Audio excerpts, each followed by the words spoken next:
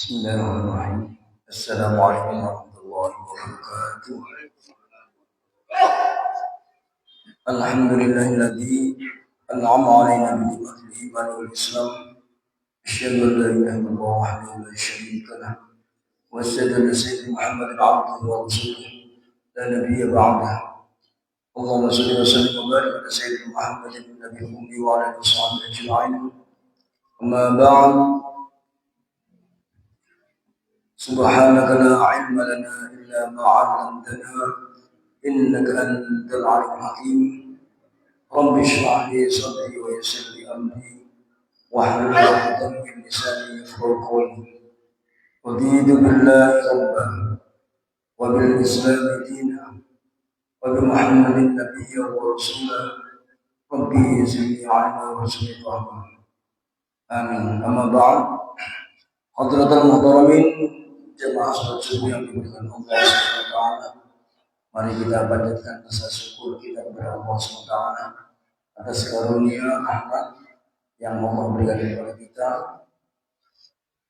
Semoga rahmat ini Allah berikan kepada kita sampai akhir hayat kita, dan mudah-mudahan kita akan mendapatkan enggak cuma satu rahmat, namun 100 rahmat nanti yang Allah sediakan di akhirat. Salawat dan salam semoga tercurah kepada baginda Nabi Muhammad sallallahu alaihi wasallam, Nabi yang sangat mencintai umatnya, Nabi yang sangat perhatian kepada umatnya. Sangat cintanya beliau bagi cinta seorang ibu kepada putra-putrinya. Mudah-mudahan kita termasuk golongan orang-orang yang akan dicintai, yang akan mendapatkan syafaatnya nanti. Jemaah yang dimuliakan Allah SWT, kita akan melanjutkan kajian kitab Tanbihul Ghafilin. Mudah-mudahan Allah memberikan jalan-jalan hidayah bagi orang-orang yang sering lupa dalam ibadahnya. Mudah-mudahan Allah memberikan taufik hidayah kepada kita semua. Al-Fatihah.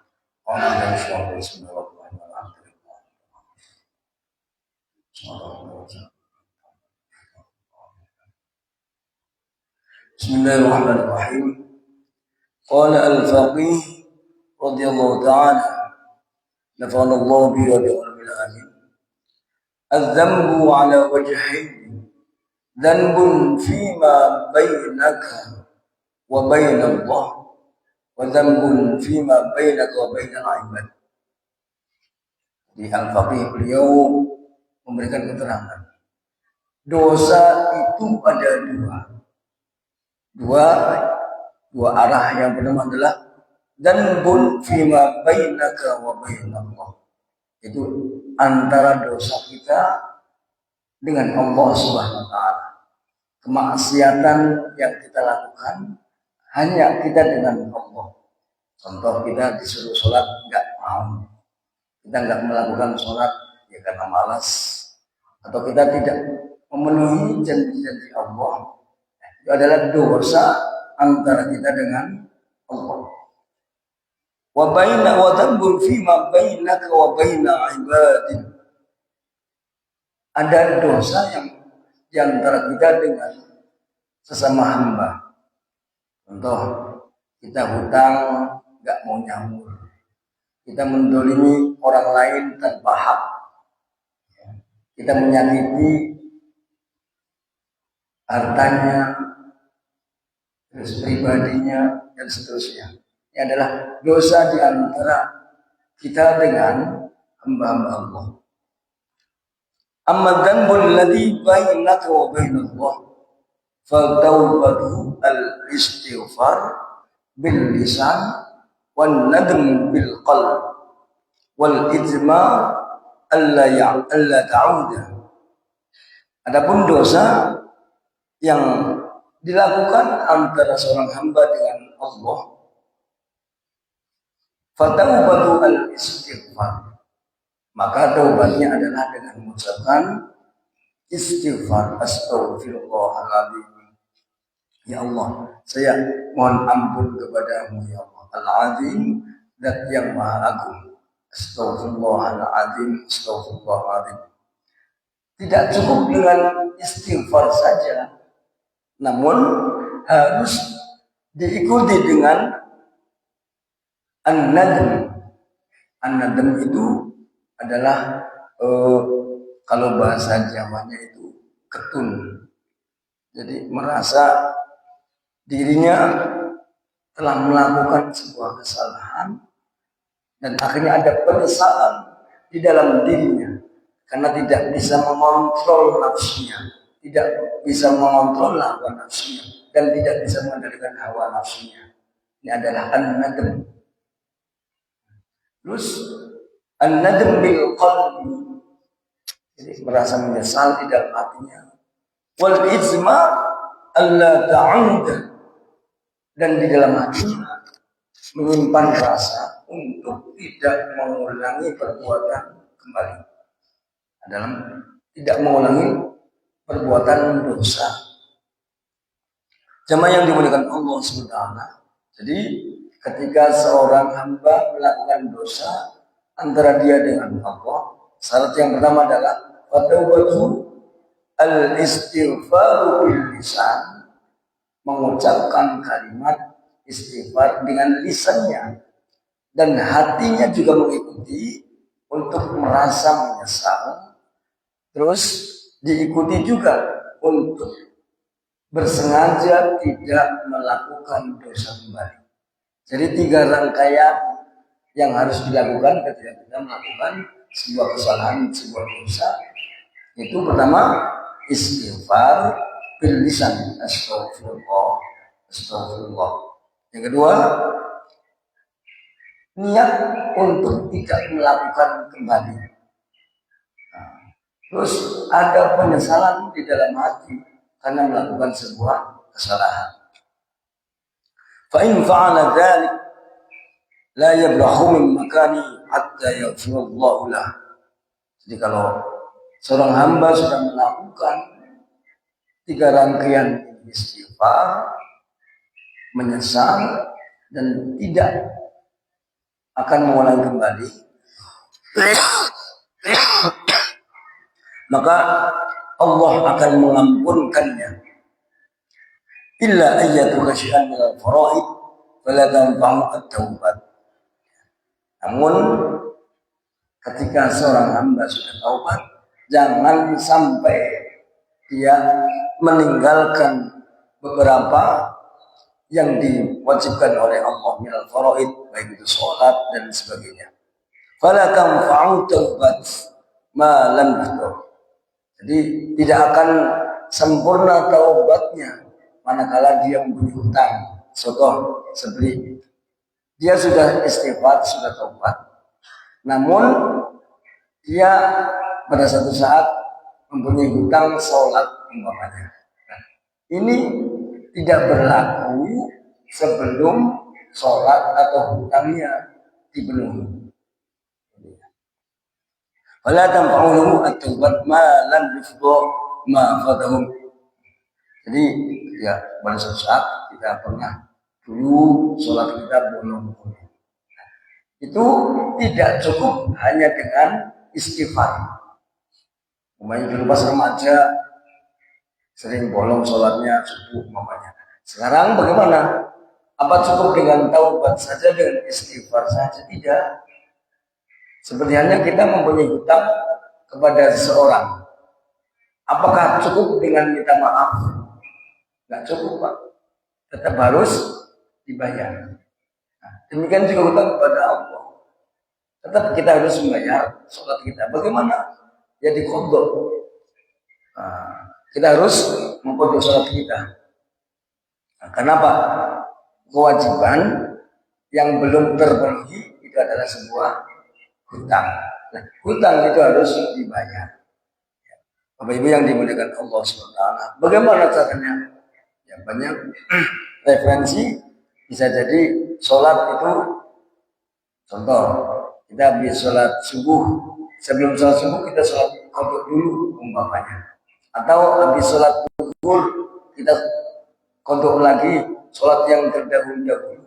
Atau habis asar, mohon maaf kalau habis asar, sebelum sholat asar umpamanya. Atau habis maghrib, habis isya. satu-satu. Ada juga yang dijamak, kena hutang itu tetap harus dibayar. Umpamanya habis zuhur, terus niat kodok sholat zuhur, asar, maghrib dan seterusnya. Nah, Bapak Ibu yang dimuliakan Allah SWT. Bagaimana? Karena bagaimanapun itu adalah sebuah hutang yang harus wajib dibayar. Kalau cuma harus, ya Allah saya minta maaf, ya nggak bisa.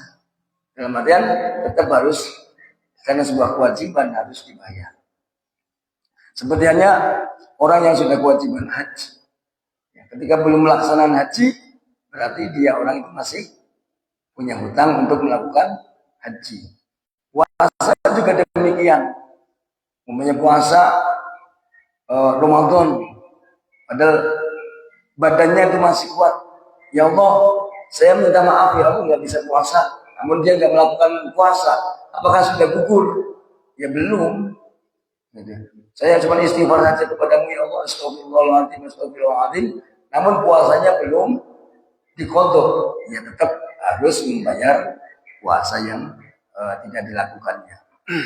Demikian juga amal-amal yang lain. Bapak Ibu yang dimuliakan Allah SWT.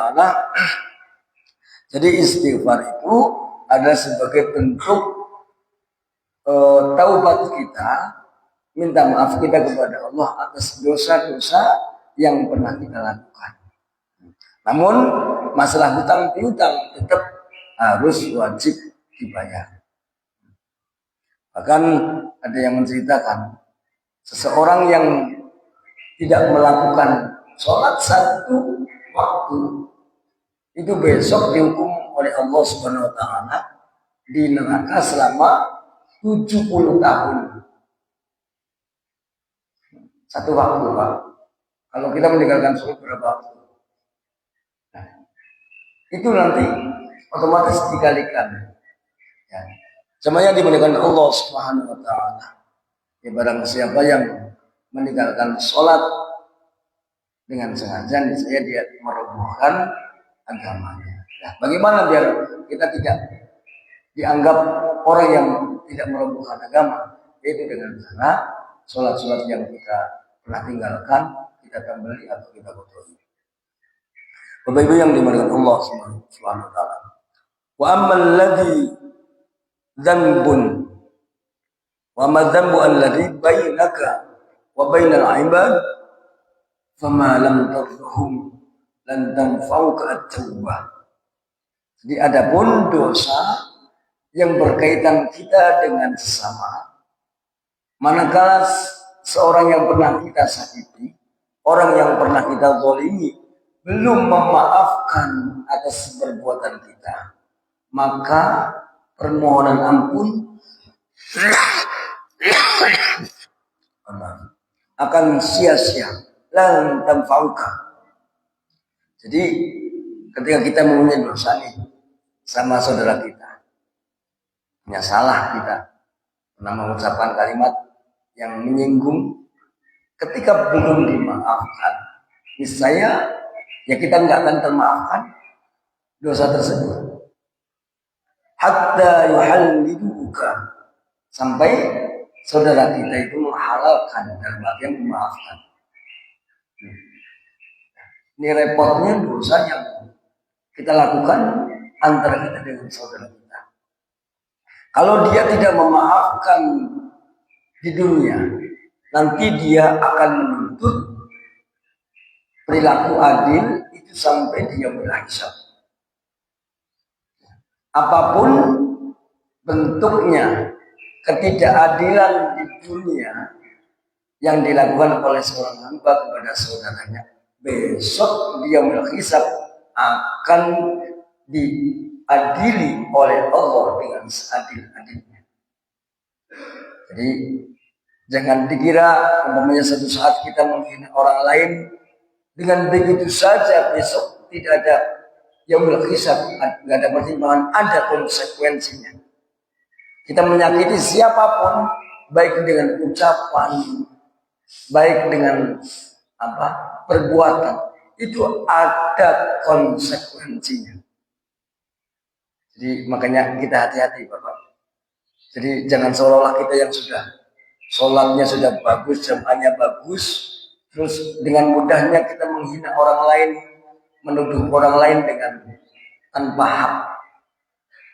Mentang-mentang kita sudah bagus, sholatnya umpamanya. Oh, kamu nggak pernah sholat, kamu kali neraka. Kira-kira gimana Pak perasaannya? Sakit nggak? Jangan dikira itu tidak ada konsekuensinya, ada. Setiap ucapan ma yalfidu min qawlin illa ladayhi raqibun atid. Ma yalfidu, tidak ada sebuah atau satu ucapan yang terlepas dari raqib dan atid untuk mencatatnya. Nah, bagaimana kalau seorang itu ahli ibadah dan dia juga sering menyakiti saudaranya? Besok di yaumil qiyamah, di hari pertimbangan, di hari keadilan, seorang itu akan mempertanggungjawabkannya. Ketika seorang itu pernah ditoliminya, nanti akan dipanggil oleh Allah untuk mempertanggungjawabkannya. Kalau umpamanya kebaikan-kebaikan orang yang berbuat zalim itu banyak, niscaya kebaikan itu akan diberikan kepada orang yang pernah dia zalimi, ataupun sebaliknya. Sama yang dimuliakan Allah SWT. Bahkan Rasulullah pada suatu saat duduk-duduk bersama para sahabat. Beliau mengatakan kepada sahabat, Qasil muflis, sudut sangat tidak beruntung, sudut sangat merugi orang-orang yang muflis. Itu ditanya oleh para sahabat, siapa yang muflis ya Rasulullah? Siapa orang-orang yang merugi ya Allah, ya Rasulullah? Orang-orang yang rugi itu bukan orang-orang yang di dunia tidak punya harta dan benda. Namun orang-orang yang rugi adalah orang-orang yang amal ibadahnya banyak, namun juga sering menyakiti saudaranya. Kenapa? Besok di yaumil qiyamah, orang-orang yang menyakiti saudaranya akan dimintakan perbuatan baiknya untuknya. Perbuatan-perbuatan yang dilakukan di dunia, sering menyakiti saudaranya, sering menyinggung perasaannya, merendahkan harkat martabatnya, besok ada konsekuensi untuk ditukar amal kebaikannya dengan kejahatannya. Bapak Ibu yang dimuliakan Allah SWT, maka dari itu jangan mudah berprasangka kepada saudara kita dengan prasangka yang buruk, nanti akhirnya akan mendatangkan kebencian. Ketika sudah saling benci, akan ada permusuhan dan ada pertengkaran, otomatis di situ sumber dari kehancuran dan dosa. Bapak Ibu yang dimuliakan Allah SWT, waruya an ba'di tabi'in radhiyallahu ta'ala anhum annahu qala innal mudhnib yadhnubu fala yazalu nadiman mustaghfiran hatta yadkhula al-jannah fa yaqulu syaitan ya laitani lam uqi'a fihi. Diceritakan dari sebagian dari para tabi'in annahu qala innal mudhnib, sebenarnya orang-orang yang berdosa ketika dia melakukan dosa. Nah, jadi bisa jadi dosa yang dilakukan itu karena ada provokasi syaitan, tipu daya syaitan untuk seseorang itu melakukan dosa. Namun seorang yang melakukan dosa terus dia mengucapkan istighfar, mengaku kesalahan-kesalahannya, dan dia menyesal sejadi-jadinya, dan dia tidak mau mengulang kembali kemaksiatan yang dilakukannya. Ya istighfar terus, menangis terus kepada Allah sampai Allah mengampunkan dosa-dosanya, dan dia akan dijadikan oleh Allah sebagai penghuni surga. Maka ada yang tidak terima. Siapa? Yaitu provokatornya, yaitu setan. Apa yang diucapkan? Ya laitani lam uqi'a. Ya laitani lam uqi'a. Jadi setan ketika habis menggoda seseorang melakukan dosa, terus orang tersebut ingat kepada Allah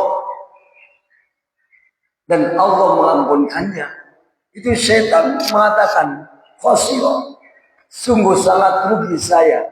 Kenapa saya seret dia untuk melakukan dosa dan akhirnya dia akan dijadikan oleh Allah menjadi ahli surga gara-gara dosa tersebut. Nah, ini penting buat kita, Bapak.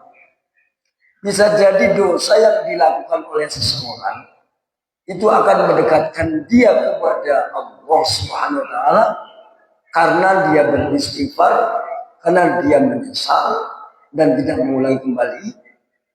Itu akan lebih baik daripada ibadah yang di dalamnya ada kesombongan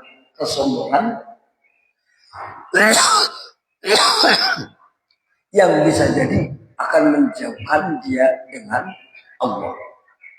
Kita tahu iblis yang diciptakan oleh Allah itu sudah beribu-ribu tahun menyembah kepada Allah. Namun hanya dengan kesombongan maka hancurlah, rusaklah amal ibadahnya. Penting buat kita. Jadi ketika seseorang dengan dosanya akan mendekatkan diri dan menjadi jauh lebih baik di hadapan Allah, itu akan lebih baik daripada orang yang seolah-olah ahli ibadah namun dengan ibadahnya penuh dengan kesombongan. Apa bedanya dengan iblis? Bapak Ibu yang dimuliakan Allah SWT, ini penting buat kita untuk terus menerus kita perbaiki hati kita untuk tidak sampai tergelincir dengan sifat-sifat yang akan menjauhkan kita dengan Allah. Bapak Ibu yang dimuliakan Allah Subhanahu wa taala. Qala at-ta'ani fi kulli syai' hasuna illa fi salati sharin 'inda al-waqti as-salah wa 'inda dafni al-mayyit wa at-taubati 'inda al-ma'siyah. At-ta'ani, jadi berlaku ta'ani itu tidak perlawanan dari sifat tergesa-gesa atau menanti-nanti. At-ta'ani dalam melakukan segala sesuatu kita dianjurkan untuk waspada, dalam artian untuk pelan-pelan, kecuali fi salati khisalin, di dalam 3 tempat. Yang pertama adalah indal waqti shalah, ketika kita akan sholat ya jangan menanti-nanti, dalam artian kita menunda-nunda waktu sholat. Wa inda dafnil mayyit, yang kedua yaitu menunda-nunda untuk mengkubur mayit. Wa taubati 'indal ma'siyah, dan jangan sampai kita menunda-nunda taubat dari perilaku maksiat. Wa qala ba'dul hukama innama tu'rafu taubatur rajul fi arba'ati asya'.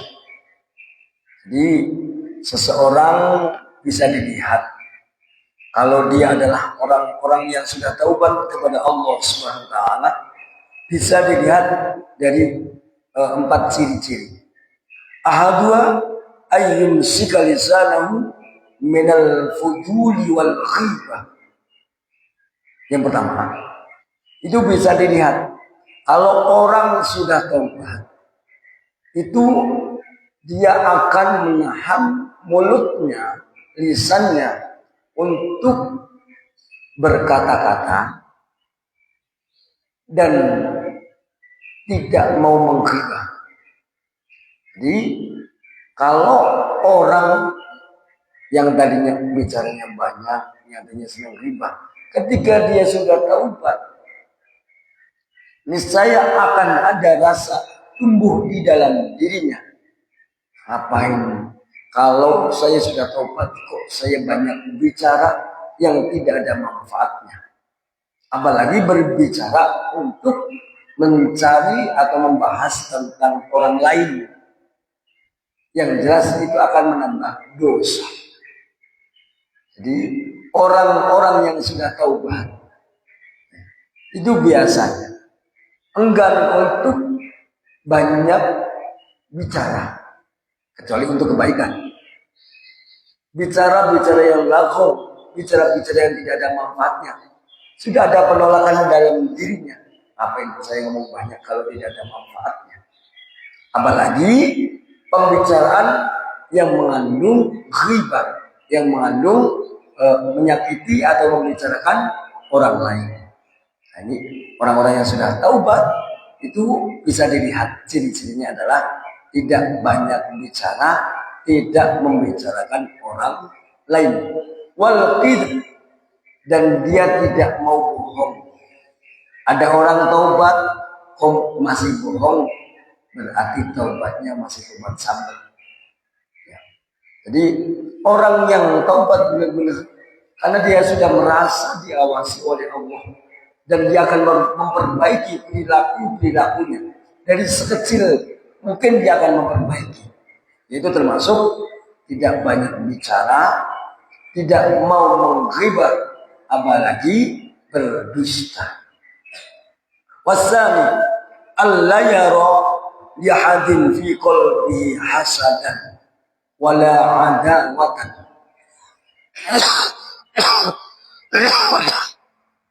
Jadi yang kedua, dia dilihat tidak mau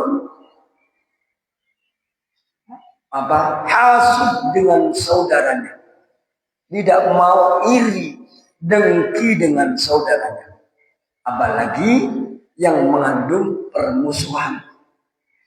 Jadi orang-orang yang sudah tahu bahwa itu hatinya sudah pasrahkan diri kepada Allah karena semua itu sudah ditakdir oleh Allah dan dia tidak pernah iri kepada rezeki yang Allah berikan dan tidak pernah iri kepada apapun yang diberikan kepada orang lain oleh Allah dan tidak ada rasa permusuhan. Jadi orang-orang yang sudah taubat betul-betul itu nggak mau ada pertengkaran, tidak mau mencari kesalahan orang lain, nggak mau. Kepingnya apa? Damai. Wasalis ayyufarriqu ashabas su. Yang ketiga, ciri-ciri orang yang sudah taubat, Bapak. Jadi kalau dulu dia pemabuk, dulu dia pernah main judi, dia akan menghindarkan dari pergaulan-pergaulan itu. Dia akan menghindar dari teman-teman lama yang mengajak untuk keburukan. Dia akan terus menghindar. Karena Pak, takut keseret lagi, takut jatuh lagi. Bapak Ibu yang dimuliakan Allah Subhanahu wa taala. Itu tadi yang ketiga. Ar-rabi' ayyakuna musta'idan lil maut nadiman mustaghfirun lima salaf. Ciri-ciri orang yang sudah taubat itu mempersiapkan amal-amalnya untuk menghadapi kematian. Jadi amal-amalnya itu akan dipersiapkan untuk kehidupan setelah kematian. Ya contoh, kalau saya nggak sholat sekarang, kapan lagi? Kalau saya tidak berbuat baik sekarang, kapan lagi? Karena sebentar lagi saya akan meninggalkan dunia ini. Kalau saya tidak mementingkan sholat hubungan kita dengan Allah, kapan lagi? Dia akan mempersiapkan hatinya untuk perjumpaan dengan Allah Subhanahu wa taala. Musta'idan lil maut. Jadi mempersiapkan amal-amalnya untuk kematiannya. Jadi ini ciri-ciri orang yang sudah istighfar. Jadi sudah tujuan orientasi hidupnya adalah tujuan kehidupan setelah kematiannya. Sudah tidak mau tertipu oleh dunia dan sisinya. Kenapa? Dia sudah mempertimbangkan, sudah orientasinya adalah orientasi kehidupan setelah kematian. Kalaupun amal-amalnya tidak mau dikompensasi dengan kehidupan dunia. Ini adalah orang-orang yang sudah taubat istighfar kepada Allah Subhanahu wa taala. Orang-orang sudah kembali kepada Allah, sudah tidak mau mengkompensasi amalnya dengan dunia. Bapak Ibu yang dimuliakan Allah Subhanahu wa taala. Mustaghfirun lima salaf. Dia terus minta ampun atas dosa-dosa yang pernah dilakukannya. Setiap ingat dengan dosanya dia istighfar terus. Astagfirullah. Astagfirullah. Astagfirullah. Terus mujtahidan ala ta'ati rabbih, dan dia bersungguh-sungguh untuk melakukan ketaatan kepada Allah Subhanahu wa taala. Jadi orang-orang yang sudah istighfar itu benar-benar dia akan memperbaiki kehidupannya, hubungan dia dengan Allah, dan akan memperbaiki hubungan dia dengan hamba-hambanya Allah Subhanahu wa taala. Tidak mau ada yang cedera di antara hubungan dia dengan Allah dan hubungan dia dengan hamba-hamba Allah. Akan sangat mustahil ketika ada seorang hamba yang hubungan baik dengan Allah namun menafikan hubungan dia dengan hamba-hamba Allah. Jadi orang yang baik hubungan dengan Allah adalah juga dia akan baik hubungan dia dengan sesama hamba-hamba Allah. Jemaah yang dimuliakan Allah SWT, saya ulangi lagi, ada 4 sifat-sifat yang ada di dalam orang-orang yang bertaubat kepada Allah Subhanahu wa taala. Yang pertama adalah ayyum sikalisanahu minal fuduli wal ghibati wal kidb. Jadi dia akan menjaga lisannya dari banyak bicara, ghibah, dan berdusta. Yang kedua, alla yara li ahadin fi qalbihi hasadan wala adawatan. Di dalam dirinya sudah tidak ada rasa hasud dan tidak ada permusuhan. Kalau orang yang melakukan sudah taubat, sudah istighfar, namun di dalam dirinya masih ada hasud, masih suka mengadu atau membuat kekesuhan, ketahuilah bahwasanya taubatnya adalah palsu. Jemaah yang dimuliakan Allah SWT. As-salis ayufarriqu ashabas-su, yaitu dia akan terlihat akan menjauh dari orang-orang yang akan menghancurkannya. Dia akan memisahkan dirinya dari teman-teman yang buruk. Dia akan memisahkan dirinya dari teman-teman yang akan menyeret ke jurang kehancuran. Ar-rami ayyakuna musta'idan lil maut, dan dilihat orang-orang yang sudah benar-benar taubat, dia akan mempersiapkan segala amal perintah yang Allah perintahkan, dan dia sudah mempersiapkan kehidupan setelah kematian. Wa yastaghfiru mustaghfiran lima salah, dan setiap saat dia akan mengucapkan istighfar atas dosa-dosa yang pernah dia lakukan. Bapak Ibu jemaah yang dimuliakan Allah SWT, mudah-mudahan kita termasuk orang-orang yang at-taib, orang-orang yang taubat dan kembali kepada Allah Subhanahu wa taala. Mudah-mudahan dengan taubat kita yang taubatan nasuha, Allah ridho dengan kita dan Allah akan mengampunkan segala dosa dan kehilapan kita, dan akhirnya kita menjadi hamba-hamba yang soleh yang akan dijanjikan oleh Allah Subhanahu wa taala surga. Saya bisa kita sampaikan Al-Fatihah.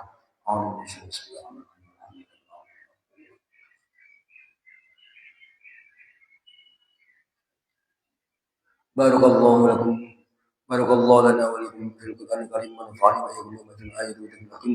Aqulu qawli hadha wa astaghfiruhu innahu huwal ghafurur rahim. Wassalamu alaikum warahmatullahi wabarakatuh.